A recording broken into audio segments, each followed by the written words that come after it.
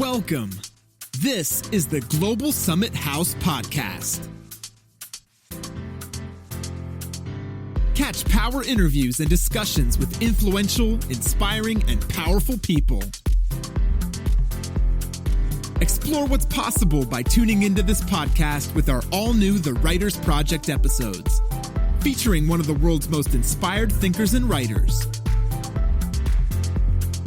Visit our website at www.globalsummithouse.com.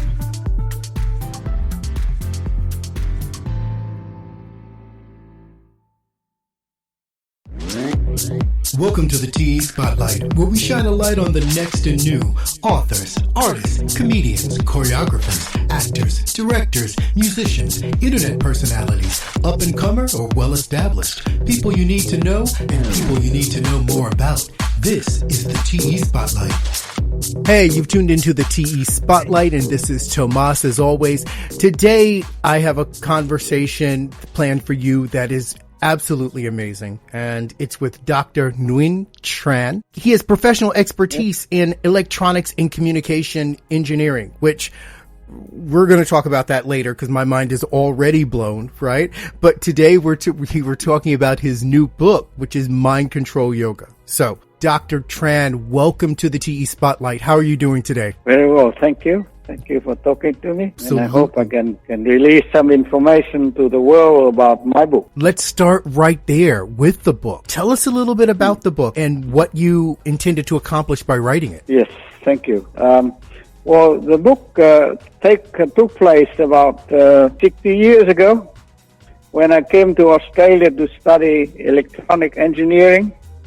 And I was, as a freshman, I was caught in a lot of stress and problems, language problems, cultural problems, English problems, and so on and so forth. And I had trouble in learning. So I went to the university medical center, and they say, yes, well, you do yoga, so you should learn meditation. So they put me in meditation and want to empty my mind to get rid of the stress. But it didn't work. So I said, well, they said, we can give you ECT. You know, ECT, electroconvulsive therapy. Mm-hmm. And I didn't like that either because my friend was given that and he failed in the exam and he was sent home. So I refused to do that. So I went into a shop trying to find some books on yoga meditation that suit my mind. And I found a book called Hatha Yoga, written by an American called Theodore Bernard. He was a PhD student where he went to India to learn yoga. And he was taught by a couple of Indians how to do yoga and meditation. And his book is very well written, very clear, and not much of the religion and spirituality. So I liked the book a lot. So I bought it from the shop for $1.50. And the shop owner was delighted because the book was there for a while, but no one paid interest in it. And he said to me that I would enjoy every page of the book. And I said, yes, I'm thinking of this book to learn yoga, to write a book on yoga meditation to clear my mind, to improve my mind. And so that's where the book started. But I didn't write it until when I retired from academic job, just only not many years ago. So this... And the title of the book, sorry. No, please, go ahead on. Yes. I'm sorry. No. The title of the book was suggested by the by the book Hatha Yoga of Theodore Bernard, because while I'm reading this title aloud, Hatha Yoga, and some voice came to my head, said that you have to control your mind. And I said, how do we do that? He said, by controlling your breath. And therefore, mind control through breath regulation is a title that came up. I was nurturing it for probably 60 years before I write the book. So you accumulate a lot of experience and information on the book to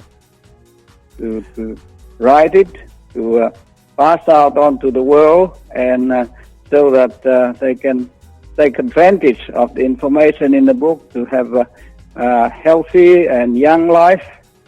They can do things. The book starts with low-impact yoga poses. In meditation, people often sit in lotus position and sit there like that for probably 20 minutes, 40 minutes, 1 hour, 2 hours, 3 hours, 4 hours. But in this book here, in meditation, I use low-impact yoga poses. In other words, you move. You don't sit still. And then you use a breath. Breath is controlled by the mind to empower the mind.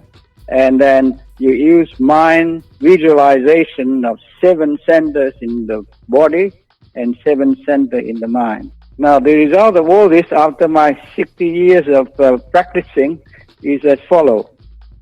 I do well in my study. I do well in my sports. I dare to dream and succeed. I overcame challenges and difficulties. I tap the power of the mind. I hone skills and talents. I banish stress. I avert osteoporosis. I reduce diabetes. I can lose weight. My brain gets better, and I do better in sport, and I improve reproduction, and I remain young and healthy. I don't have any sickness. I don't take any pills or any operations. There you are.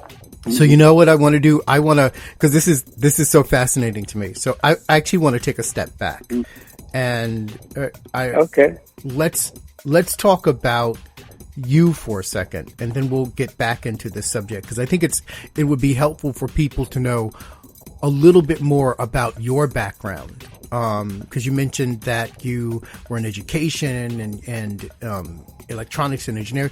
Tell us about your journey. How do you get from that to writing this book?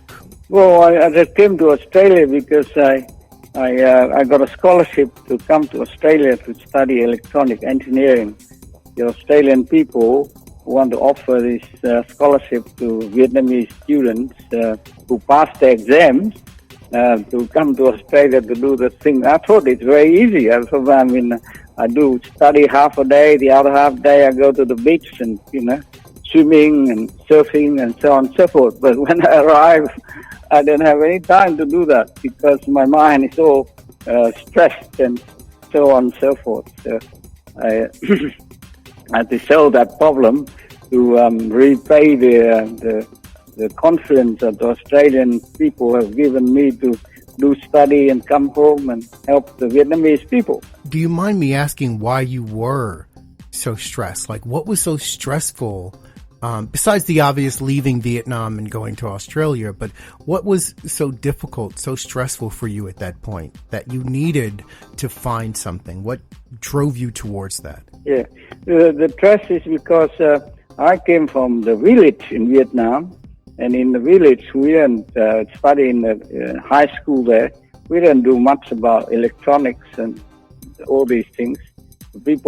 Students in Australia, when they go to do electronic engineering, they usually have a lot of practice on electronics and things like that. We have no background on the electronics. Number two is the English that I learn at home is different from the English I found in Australia. They say to me that, you come to Australia to die. But I say, no, I don't die here. So I had to get over that sort of English. In the class, I very often couldn't take notes because my English is different from that. So it took a while for me to get used to. And then the other problem is food. Now, very rich food, a lot of protein and things like that. I usually eat a lot of vegetables. And so that's another problem. And then getting used to the way people... we were the first few that arrived in Australia. But at that time in Australia haven't had much information on people from Asia. So it's very difficult. And then we go out on the street, everyone looks the same. they dress in the same way and so on and so forth. Right. So we got all kind of problems, yeah.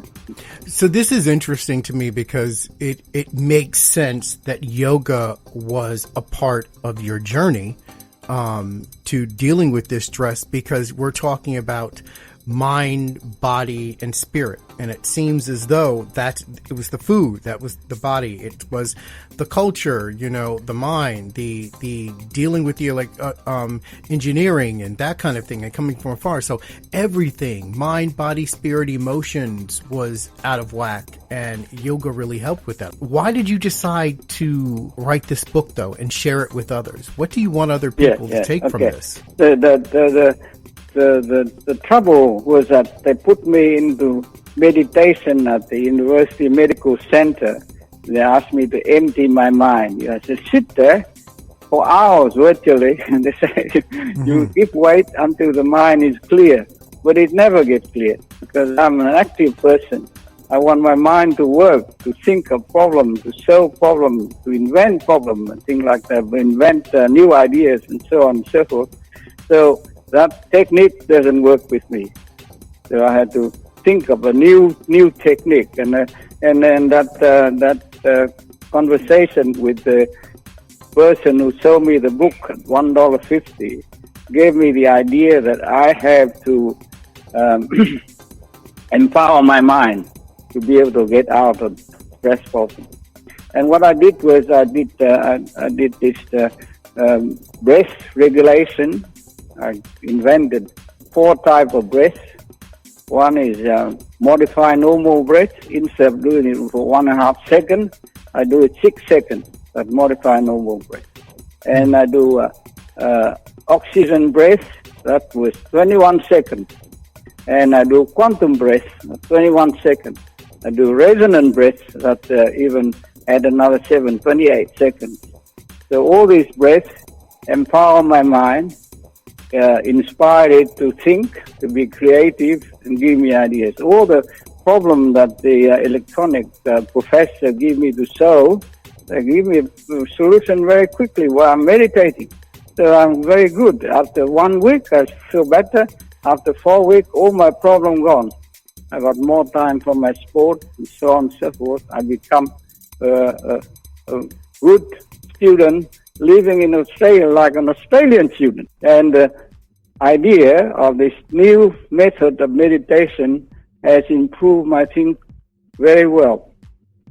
So I had the idea that when I get finished my study and so on, I will write a book to let other people know of the new technique. So I build up information from that, read more books on yogas, and put all my idea. After each meditation, new idea come up. I say, I got to do this, I got to do that. And then another idea come up. I say, I have to remain young. How do you do that? Well, the body have 10 systems that's sponsored by the brain. The skin, muscle, the stone, the bone, the nerves, the digestion, the excretory, the breath, the air, the blood, reproduction, endocrine. Endocrine is 7 hormones in the body that's supported by the mind. So to remain young, you have to activate all these things. In your meditation, you think of them all the time. And then the other problem is to get over a thing like weight. You can visualize losing weight. You can get osteoporosis. You can visualize the calcium in the body so that the osteoporosis can get reduced. And you can do diabetes. You think of how the sugar is maintained in the body to get all this. So all these things, if you keep on going from young to senior 80s, then you can remain young. And so all this information I kept up, and I then put in a book now for people to follow and to see whether it worked on them. What was the moment in which you realized you wanted to be a writer? Well, we write a lot of assignments and so on. And in study, we are encouraged to do inventions and write up new things that we think of.